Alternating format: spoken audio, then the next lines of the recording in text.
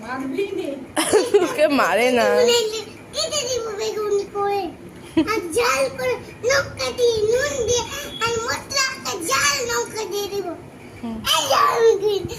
ঘুমা দেখবি মুছে দিবে